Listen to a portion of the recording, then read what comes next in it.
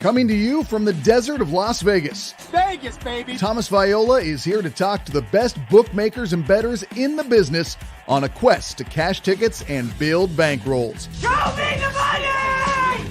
From picks to processes and more, it's time for the Degenerate Sports Betting Show.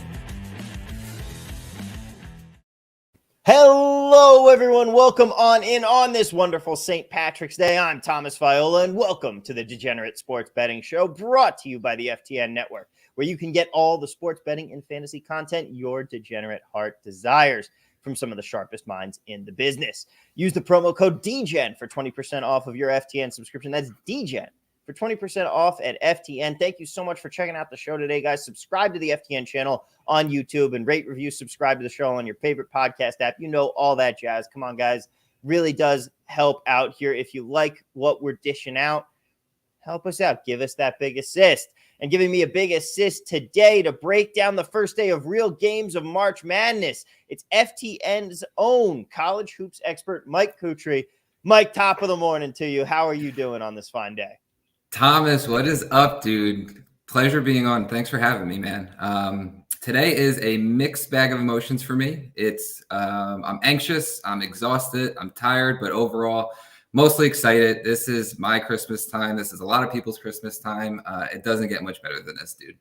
It really doesn't. I mean, especially out here in Las Vegas, there's watch parties everywhere. There's so much going on. This is the most fun time of year. There's college basketball on for the next 4 days straight. Inject it straight into my veins. I am here for it. Are you ready, my friend? Let's do it. I'm ready. All right.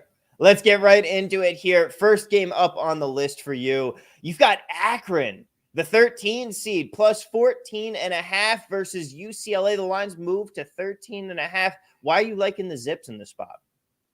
Wow, I didn't notice it moved down to 13.5. That's pretty good CLV, if you ask me. If I got them at 14.5 earlier. So yeah, I do like the Zips here, getting the points. I think the storyline of this game is going to be pace. I think Akron's really going to dictate the pace, try to slow this one down. They rank 351st nationally in tempo.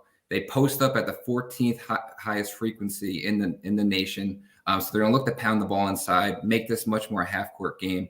And I think athletically, right? So when you look at these higher seeds versus lower seeds, typically you see more of a like athleticism and length disparity. I don't think you really see that here with Akron. They have some lengthy dudes on the wing. Ali is 6'8". They got Enrique Freeman down low. Dude has a 7'1" wingspan. I think they can match up size-wise with UCLA, make this a half-court game. And, you know, lower possessions, I like to take the side with the points. They're coming in on an 8-game winning streak. Going with the Zips here, baby. All right. And that UCLA team last year, of course, they were the Cinderella of the tournament, making it all the way to the Final Four out of the first 4 game. This year, they get to come in with a much bigger 4 seed. Do you think that this team is that much improved from last year's squad? And can they kind of repeat? Do you think that they can make it the same run? I know that they've got Gonzaga in their bracket. We'll talk about that in a minute. They can make a run. They definitely have the talent. Mick Cronin is an incredible coach. The thing with UCLA that scares me a little bit, and this is kind of the reason why they did go on a really hot run last year, is they have a lot of shot makers on the wing who can get hot in a hurry. But the thing that worries me is that they do take poor shots, or if you want to say shot selection is not very great for this team. They take a lot of contested mid-range jumpers. They take a lot of contested three. They ISO at a pretty high rate on offense. Juzang and Jules Bernard and Tiger Campbell, Hami Hakas, those guys are incredible. And if they can get hot like they did last year, and that's all it takes in a tournament setting, you get hot, you make a lot of threes, you can beat anybody. They're talented enough to beat anybody. Are they going to get hot again? I don't know, maybe not. But you know, because of that, they do have the capability of making a run. For me, I'm probably going to bet on regression and kind of think that they don't do it this year.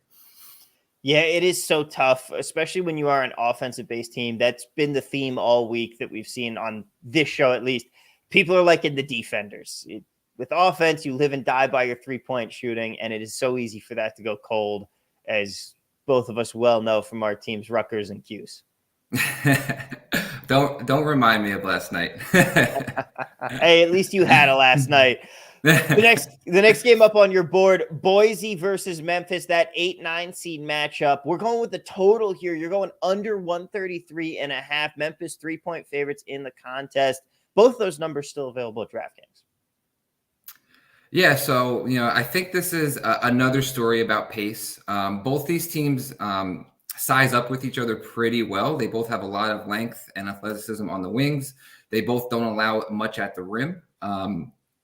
And the only real difference between these two teams, because they're both very solid defensive teams, Boise ranks out 17th nationally in defense efficiency. Memphis not far behind at 34th.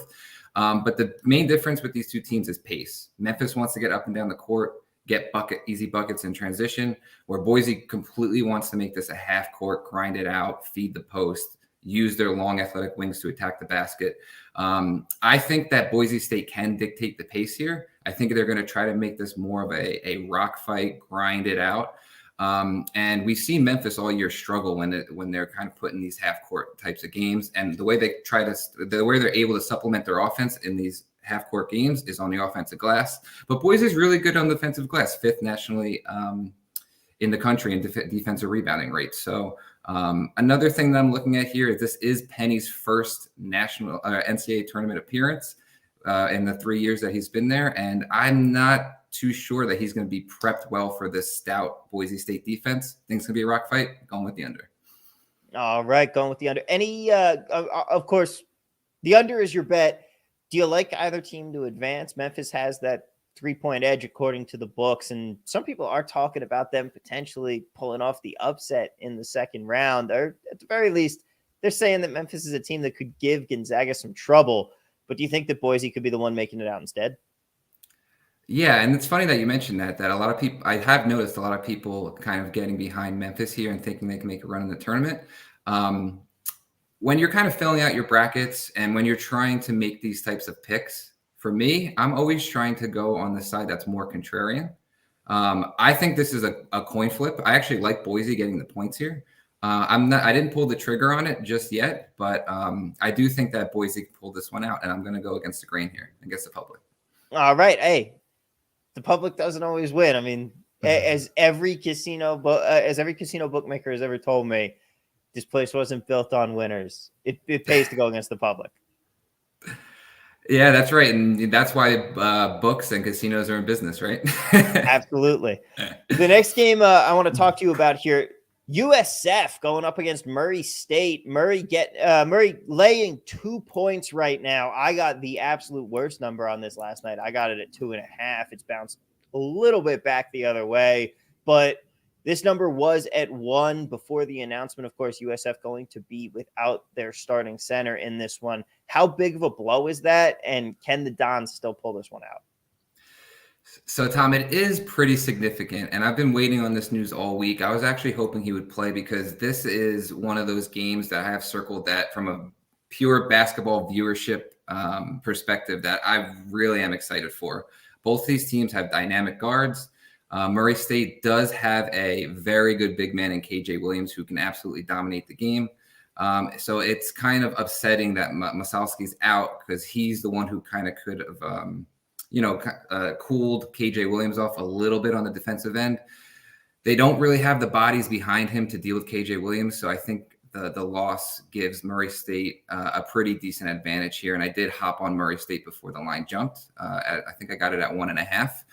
But prior to that, I thought it was a coin flip. I was staying away from this. I actually thought that the San Francisco guards do have a little bit of a speed and experience advantage over the Murray State backcourt. You got Bouye and Shabazz back there for San Francisco, who are outstanding guards, and they're battle tested in the WCC. But because of the injury, I am leaning towards Murray State here. I got to watch this team play in the WCC tournament. They were really fun. They're a fun squad, this USF side. I love their story. I love that really just getting here was a little bit of a victory. I hope to see him move on, but for both the sakes of our bets, I'm going with Murray State as well. The next game up, this one, we've got a 6 versus 11 matchup, and you just know ESPN is going to talk about the upset if Michigan wins this game against Colorado State. But the reality is they're laying 1.5 points right now. I personally am not high on this Michigan team. Same thing with Ohio State playing. Ohio State plays tomorrow against Loyola. I'm taking Loyola in that one, and I'm going Michigan. I'm going all Colorado State here. What do you think? Is the Big Ten overrated? Overrated, I don't know is the right word. Their playing style is very different than most other conferences, and a big reason for that is they just have so many good big dudes in that conference. Everybody runs their offense through the post. And I guess in Big Ten play, teams get used to defending that. And when they have to get into a tournament setting, we saw this happen last year too, where teams are more guard-centric. They really struggle to defend that, right? The big storyline here, I don't know if you saw it, Tom, is that Michigan's starting point guard didn't make the trip and is not going to play, Devontae Jones, which is a significant blow in this game. Colorado's, when I was first capping this game, I was leaning the Michigan side because I think both these teams kind of grade out similarly, but Michigan State just has a little bit more weapons than Colorado State does. But after the Devontae Jones injury, I'm kind of flipping towards the Colorado State side. You can still get points. I think they should be favored here after the injury. So I'm definitely leaning towards Colorado State side. They have a versatile forward in David Roddy. I don't know if you've seen him play yet this year. The dude is an absolute mismatch, matchup nightmare. He can step out. He can bully people inside. He can rebound the ball. I do worry about them guarding Hunter Dickinson in the post. I'm kind of envisioning them maybe doubling him a little bit, but if Michigan can get him going, this one could be a pretty close game, and you could be biting your nails if you're on the Colorado State side. But both of these teams are pretty poor defensively, especially in their ball screen defense. So I do think we see a lot of points, and I also have a play on the over as well. Right. What number did you get the over at? So I got it at 139.5, but that was before the Devontae Jones news. It dropped down to 137 or 136.5. I see now. And I added a little more there. I think that's obviously the better number, so I'd still take that. Yeah, I mean, I might have to jump in on that as well. I have Colorado State advancing out of this one in my bracket, but you like a couple of these heavy dogs. Of course, if you want to see all of Mike's plays, you can head to the FTN Bet Tracker. The link to that will be in the show description right after we're finished up here. But Longwood plus 17 versus Tennessee, Akron, another one that we're going to get to. I don't want to give away all your plays, but why is it that you're liking some of these heavy dogs to cover these massive point spreads here? We do see some blowouts in tournament time, but you're kind of leaning the other way here on day one. Well, I don't want to say that I always lean towards the dog side in these situations. It's really matchup dependent. The thing that I do lean towards when I'm capping these games is I like to look at pace in these games. If I think a really large dog is going to play in a game against a high favorite at a very low possession rate and kind of make it more of a half-court game, I definitely want to lean towards the side that's getting the points because lower possessions, higher variance, more likely for the game to be competitive. So that's kind of my thinking in this Akron game, for example, and taking the points there. All right. I mean, that makes perfect sense to me. It's obvious that if the game's going to be shorter, you're going to get a much better chance to cover these large numbers here. And hey, we will see. Those are an awful lot of points to be laying. I certainly don't want to be landing with a lot of these teams.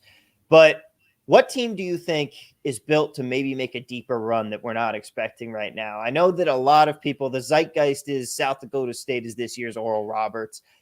I'm a little worried about that because I think that people are just looking at, oh, that's the same conference as last year. They're a better team. Of course, they're going to do the same thing. I think that we're maybe getting a little too caught up in the groupthink there. Is there a team that you have your eye on to be the Cinderella? So I am with you on going against the South Dakota State narrative. Bottom line is every year is completely different, right? You can't predicate these picks based on what happened last year. Everybody saw what Oral Roberts did last year. Juggernaut on offense, poor defense, but they kind of got hot at the right time. South Dakota State, pretty similar makeup as Oral Roberts. But, they are just so bad defensively. Providence is very well coached. I think people are getting a little ahead of themselves, and I'm seeing a lot of people pick them as the favorite upset. I don't know if that's the right pick. But we talk about in March what advances you in the tournament, and that's guard play, right? So there's a couple of teams that have solid guard play that are lower seeded that maybe not a lot of people are looking at. I really like Miami. They have a really tough matchup with USC in the first round because USC just has a massive size advantage on them. But if you look at Miami's backcourt, the backcourt can match up with anybody in the country. And they played Duke really tough maybe even 3 times this year.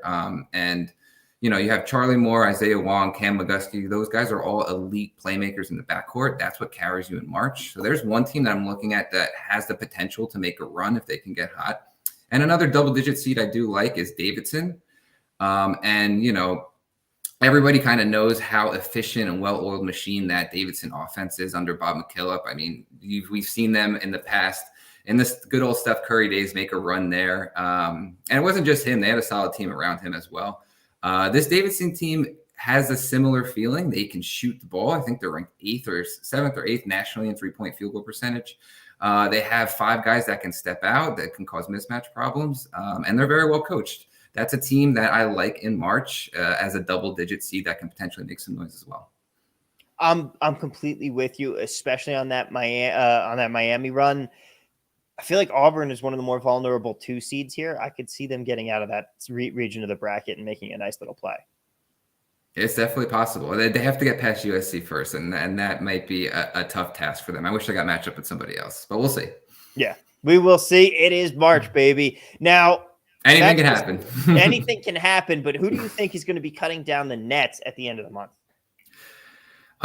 So if I'm picking with my mind, with my brain, I have to go with the Zags. To me, they're the most complete team in the country by a decent margin. But when I look on ESPN filling out my bracket and I see the percentage of people picking them to win the national championship is close to 30%. That is not very good leverage or game theory or whatever you want to call it when you're filling out your bracket. So for me, I have the Jayhawks cutting down the nets as my pick. I have them meeting the Zags in the championship. And just to get some leverage, I think Kansas can match up with them. I don't think Gonzaga will be that big of a favorite.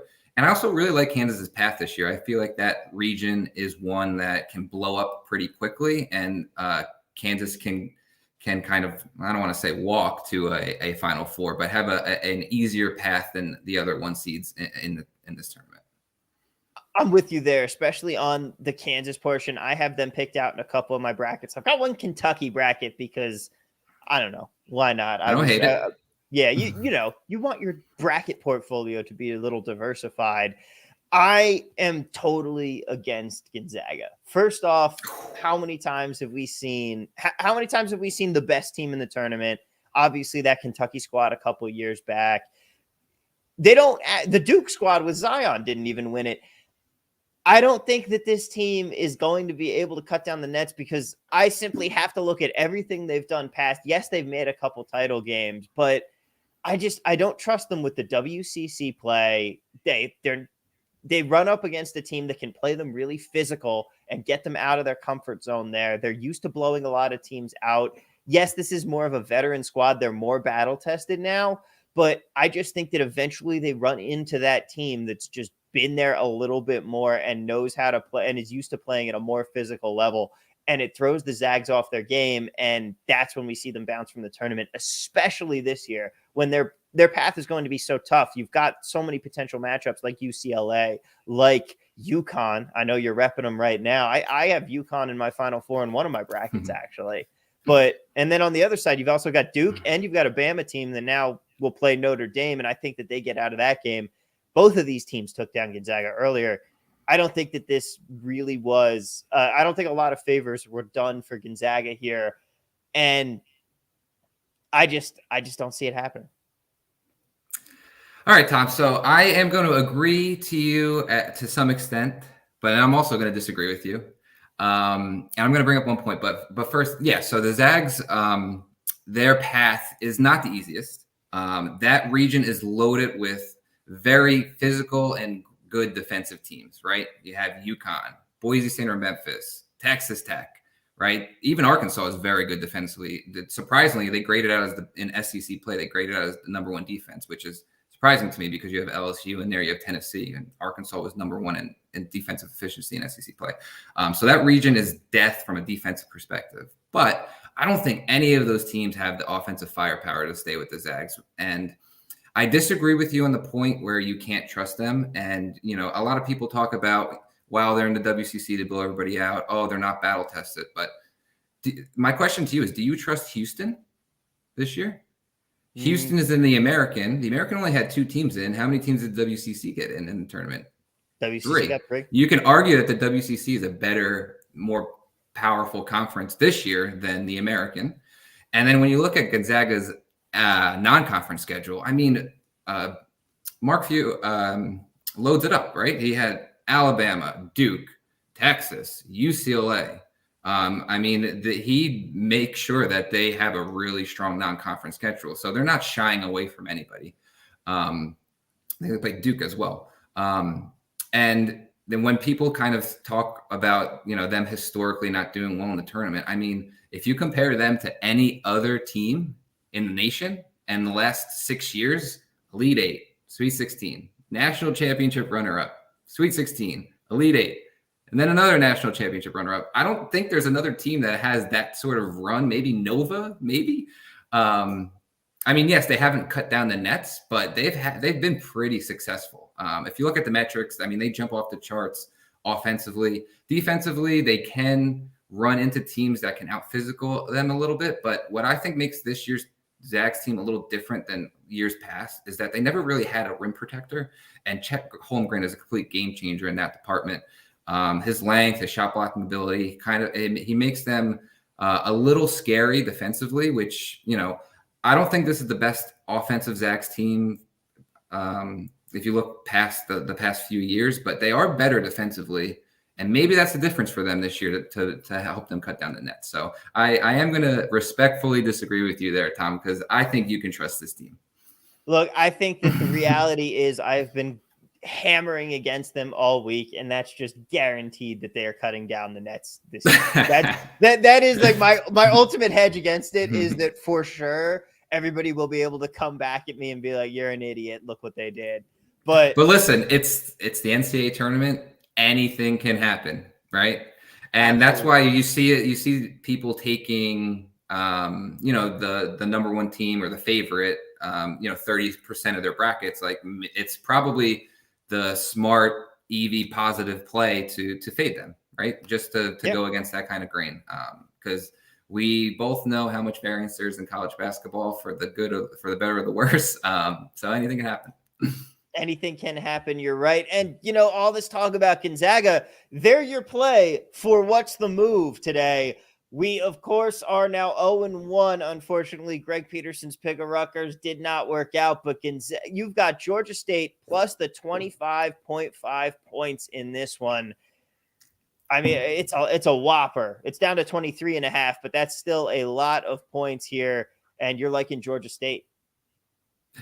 I am, and it's not the best timing that we just talked up Gonzaga and I'm betting against them in round one. But yeah, this opened up at 26.5. I grabbed it at 25.5. It's got bet down to 23.5. I still think it's a viable play. This is not a fade against Gonzaga. This is more of a play for Georgia State. I think they're severely underseeded here at number 16. This is probably the best 16 seed we've seen in the last, 5, 6, 7, 8 years.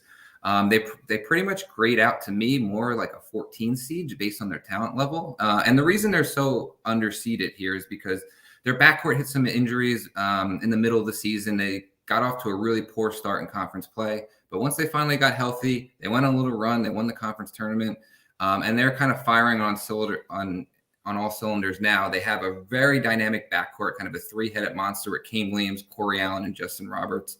All those guys can score and make plays in the backcourt. But what makes Georgia State appealing to me in this matchup is they do a few things that isn't going to stop Gonzaga, but can at least slow them down a little bit. They press, number one, and it's not an aggressive press. It's more of a press to slow the pace down, which Gonzaga hasn't seen a lot of press this year. And what Gonzaga does very well is they push the pace, they get into that continuity offense. I think Georgia State's press can slow them down a little bit. Another thing that Gonzaga does really well is that they're lethal in transition. And if you look at Georgia State, they rank 98th, and they rank in the 98th percentile in transition defense efficiency. So that's something they have going for them as well. And then the last thing that I looked at is, Gonzaga has a very, very strong front court with Timmy and Holmgren. They post up at a pretty decently high rate. Everything kind of goes through Timmy. But Georgia State doesn't really allow that much at the rim. They are in the top 50 in post defense efficiency as well. So I think there are some things going for Georgia State here, being underseeded. They're a strong 16 seed. They do some things that could possibly slow Gonzaga down, and they have good guard play. So all those factors factor into me, and I'm getting 23.5 points. I love it. So that's why I'm on that side. Well, there you have it right there. Another big dog that you are taking in this spot. I like it. I will be following you on it. And Mike, thank you so much for joining me here today. It has been a pleasure. I wish you the best of luck with all things March and really just in general, man. I wish you the best of luck. And where can people find all of the great work that you're putting out? So I've been pretty active on Twitter this week. You can follow me at Mike Cutri CBB over on Twitter. And a lot of my content you can find at FTN Bets. We try to make a lot of these college basketball content free with my daily articles, and we have a tournament breakdown as well. And you can head over to the website and see most of that content for free. All right, Mike, thank you so much for joining me here today. It has been a pleasure. Thomas, it's always great talking hoops. I appreciate you taking the time. Oh, absolutely. Thank you so much. All right, guys, that is our show. Do not forget to like, subscribe, and share. Use the promo code DGEN for 20% off your FTN subscription. That's DGEN for 20% off. And our MLB DFS early bird package is live now. $175 to the first 50 purchasers. The next price will be $200. We might already be there. At the very least, we are getting close. It includes the MLB optimizer, the player and ownership projections, strikeout models, home run and stacks models, premium Discord chat, of course, and so much more awesome MLB content from all of our great sharps there. Mike, thank you so much for joining me today. And guys, tune in tomorrow as we're going to have Frank Brank on to break down day 2 of March Madness. Same time, 8 a.m. Pacific. You're not going to want to miss it. Everybody have a good one. Enjoy March, and we will see you then.